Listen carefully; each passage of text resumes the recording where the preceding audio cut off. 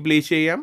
Okay, retracement തന്നെ തിരിച്ച് മുകളിലേക്ക് കയറിയിട്ട് പിന്നെ ഇത് ബ്രേക്ക് ചെയ്യുകയാണെങ്കിൽ അപ്പോൾ ബുള്ളിഷ്നെസ് നമുക്ക് ബുൾ സൈഡ് പ്ലേ ചെയ്യുക. അത് 26,200 വരെ.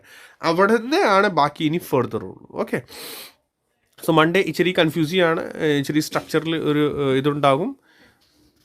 സോ മൺഡേ ഇനി ശ്രദ്ധിച്ചിട്ട് വേണം ബാക്കിയെല്ലാം ഇനി ട്രേഡ് ഇതൊക്കെ എല്ലാം എടുക്കാനുള്ളത്.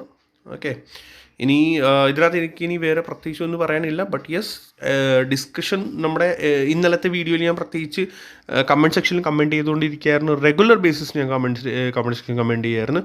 മാർക്കറ്റ് ട്രാപ്പിംഗ് ആണ്, സ്ട്രക്ചർ ട്രാപ്പ് ചെയ്യും, ശ്രദ്ധിക്കുക. കാരണം വെച്ചാൽ അത് റീഡ് ചെയ്യാൻ പറ്റില്ല, ഈസി നമുക്ക് റീഡ് ചെയ്യാൻ പറ്റില്ല. അതാണ് ആ ഒരു സ്ട്രക്ചറിൽ ഇതിലുണ്ടായിരുന്നത്. ഇവിടെ നിന്ന് നോക്കുകയാണെങ്കിൽ ഈ സ്ട്രക്ചർ നിങ്ങൾക്ക് ചിലപ്പോൾ റീഡ് ചെയ്യാൻ ഇച്ചിരി പാടായിരിക്കും. അതുകൊണ്ടാണ് ഞാൻ പറഞ്ഞത് ട്രാപ്പി മാർക്കറ്റാണ്, റീഡ് ചെയ്യാൻ ഇച്ചിരി പ്രശ്നം ആയിരിക്കും.